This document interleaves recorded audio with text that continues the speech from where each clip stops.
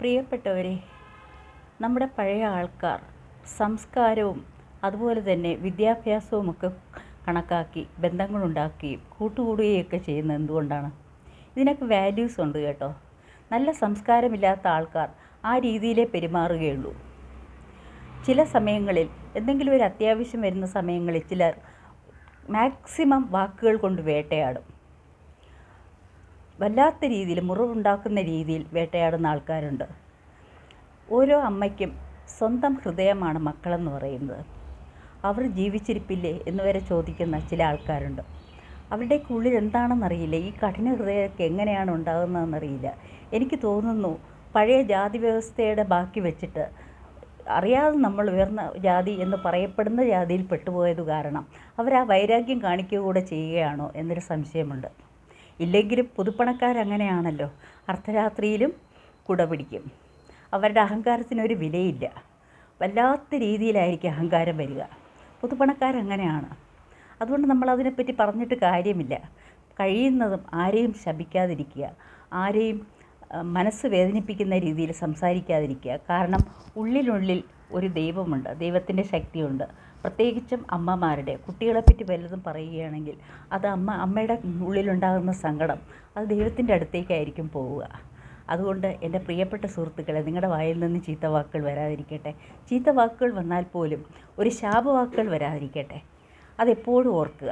നമ്മൾ വഴക്കുണ്ടാക്കും, ബഹളം ഉണ്ടാക്കും. ഇല്ലെങ്കിൽ ആവശ്യമില്ലാത്തവരുടെ അടുത്ത് ആവശ്യമില്ലാത്ത സൗഹൃദങ്ങൾ ഉണ്ടാക്കി തീർക്കുന്നവരെ പറയണം.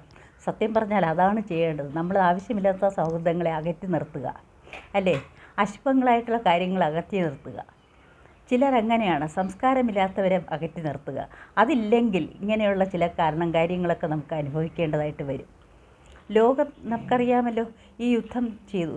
ഈ നെതന്യാഹുവിനെ എന്തെങ്കിലും ഒരു നിമിഷം അദ്ദേഹം തനിച്ചിരിക്കുമ്പോൾ ആ മരിച്ച സ്കൂളിലെ 168 കുട്ടികൾ, ആ കുട്ടികളെപ്പറ്റി എപ്പോഴെങ്കിലും അദ്ദേഹത്തിന് ഓർമ്മ വരില്ലേ? ആ അമ്മമാരുടെ ഹൃദയവേദന അദ്ദേഹത്തിന് അറിയേണ്ടതായിട്ട് വരില്ലേ? വരും. അങ്ങനെയാണ്. അതാണ് പ്രകൃതി നിയമം. കർമ്മഫലം എന്നൊരെണ്ണമുണ്ട്. കാർമിക് ചക്ര ആരെയും വെറുതെ വിടില്ല. അതുകൊണ്ട് നിങ്ങളുടെ ഓരോ വാക്കും നിങ്ങൾ എഴുതി വിട്ട് അമ്പ് പോലെയാണ്, അത് തിരിച്ചെടുക്കാൻ പറ്റില്ല. അതങ്ങ് അന്തരീക്ഷത്തിൽ ലയിച്ചു കഴിയും. അതുകൊണ്ട് ഇനിയെങ്കിലും സൗമ്യമായ വാക്കുകൾ, നിങ്ങൾ വഴക്ക് പറഞ്ഞോളൂ ആൾക്കാരെ, പക്ഷേ ഇത്തരം മനസ്സിൽ തട്ടുന്ന രീതിയിലുള്ള ശാപവാക്കുകളും അല്ലാത്ത അമ്മമാരെ വിഷമിപ്പിക്കുന്ന വാക്കുകളൊന്നും ഒരിക്കലും പറയരുത്. നിങ്ങളും ഒരമ്മയുടെ മകനില്ലേ? നിങ്ങളെപ്പറ്റി പറഞ്ഞാൽ ആ അമ്മയ്ക്ക് എന്തായിരിക്കും തോന്നുക? ഇതൊക്കെ തന്നെയാണ് ഈ ലോകത്ത് നടക്കുന്നത്. ഈ ലോകത്ത് നടക്കുന്ന യുദ്ധങ്ങളിലും മരിച്ചു വീഴുന്ന കുട്ടികളെ കാണുമ്പോൾ ഏത് മതമെന്നോ ഏത് ചിന്താഗതിക്കാരെന്നോ നമ്മൾ ചിന്തിക്കാറുണ്ടോ? നമ്മുടെ നെഞ്ചു പിടയും, അല്ലേ? നമ്മുടെ കുട്ടികൾ ആ പ്രായത്തിലുണ്ടായിരുന്നപ്പോഴുള്ള അവരുടെ മുഖം നമുക്ക് ഓർമ്മ വരും. ഇതൊക്കെയാണ് ഒരമ്മ മനസ്സെന്ന് പറയുന്നത്. അമ്മ മനസ്സ് എപ്പോഴും കുട്ടികൾക്ക് വേണ്ടി ഇങ്ങനെ ആർത്തി പിടിച്ച് നടക്കുക. ഓരോ അമ്മയും വല്ലാത്ത ഘട്ടത്തിലെത്തുമ്പോൾ, ആത്മഹത്യയുടെ ഘട്ടത്തിലെത്തുമ്പോൾ പോലും ഓരോ അമ്മയും സ്വന്തം മക്കളെ ഓർത്താണ് അത് മാറ്റിവെക്കുന്നത്. എൻ്റെ മക്കൾ വിഷമിക്കരുത് എന്നുള്ള ചിന്തയാണ് ഓരോ അമ്മയ്ക്കുമുള്ളത്. ഒരു മകനോ മകൾക്കോ ഒരു വിഷമം വരുമ്പോൾ ചിലപ്പോൾ അവർക്കത് മനസ്സിലാകില്ല, കുട്ടികൾക്കത് മനസ്സിലാകില്ല. പക്ഷേ അമ്മയുടെ ഹൃദയം വിങ്ങിപ്പൊട്ടുന്നുണ്ടാവും. അതവർക്ക് മനസ്സിലാവണമെന്നില്ല. ഇനി കുറച്ച് കാലം കഴിയുമ്പോൾ ഈ കുട്ടികളൊക്കെ സ്വന്തമായിട്ട് വിവാഹം കഴിഞ്ഞ് അവരുടെ മക്കളുമൊക്കെ ആയിട്ട് ഒരു ന്യൂക്ലിയർ ഫാമിലിയൊക്കെ ഫോം ചെയ്ത് പോകുമ്പോഴും അമ്മ മനസ്സെന്തായിരിക്കും ചിന്തിക്കുക? എൻ്റെ മകൻ സുഖമായിരിക്കുന്നു, എൻ്റെ മകൾ സുഖമായിരിക്കുന്നു, പേരക്കുട്ടികൾ സുഖമായിരിക്കുന്നു, അല്ലേ?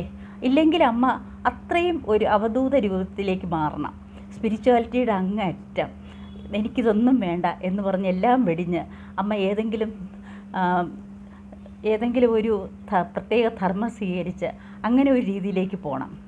എങ്കിൽ പോലും എവിടെയോ നിന്ന് ആ അമ്മയുടെ മനസ്സിനുള്ളിൽ ഒരു ചോദ്യം വരും, എൻ്റെ മക്കളിപ്പോൾ എന്ത് ചെയ്യുകയായിരിക്കും? ഇപ്പം തന്നെ നോക്കൂ, ഈ ഗൾഫിലൊക്കെ ഈ പ്രശ്നങ്ങളൊക്കെ ഉണ്ടായപ്പോൾ ഇവിടുത്തെ അമ്മമാർ, അവിടെ പോയിരിക്കുന്ന മക്കളുടെ ഇവിടുത്തെ അമ്മമാരെങ്ങനെയാണ്? അവരുടെ ഉള്ളിൽ തീയാണ്. എനിക്കറിയാം, എൻ്റെ ഫ്രണ്ട്സിൻ്റെ കാര്യങ്ങളൊക്കെ എനിക്കറിയാം. അവരുടെ ഉള്ളിൽ തീയാണ്. അവർ ഓരോ നിമിഷവും അവർക്ക് ഉറങ്ങാൻ പറ്റാത്ത രീതിയിൽ അവർ വിഷമിക്കുകയാണ്. എൻ്റെ മക്കൾ അവിടെയുണ്ട്. എൻ്റെ ഒരു ഗ്രൂപ്പിലുള്ള ഒരു സ്ത്രീ കരഞ്ഞുകൊണ്ട് പറയുന്നത് കണ്ടു ഞാൻ. എൻ്റെ മക്കൾ ഖത്തറിലാണ്, എങ്ങനെയാണെന്നറിയില്ല. പിന്നെ അതുകൊണ്ട് മാത്രമാണ് ഇപ്പോൾ പല കാര്യങ്ങളും പരസ്യമായിട്ട് ആരും വെളിയിലേക്ക് പറയാത്തത്. അവിടെ ഇപ്പോഴും സംഘടനകൾ നടന്നാലും ഒന്നുമില്ല എന്നാണ് മക്കൾ അമ്മമാരെ അറിയിക്കുന്നത്. സന്തോഷത്തോടെ ഉള്ളിലടക്കിയ സങ്കടത്തോടു കൂടിയും വെളിയിൽ സന്തോഷത്തോടു കൂടിയുമാണ് ആ മക്കൾ അമ്മയോട് സംസാരിക്കുന്നത്. കാരണം അമ്മയാണ്. 9 മാസം വയറിൽ ചുമന്ന് പെറ്റ അമ്മ. ആ അമ്മയ്ക്ക് മക്കൾക്കൊരു ചെറിയ ജലദോഷപ്പനി വന്നാൽ പോലും അമ്മയുടെ നെഞ്ച് പിടയും.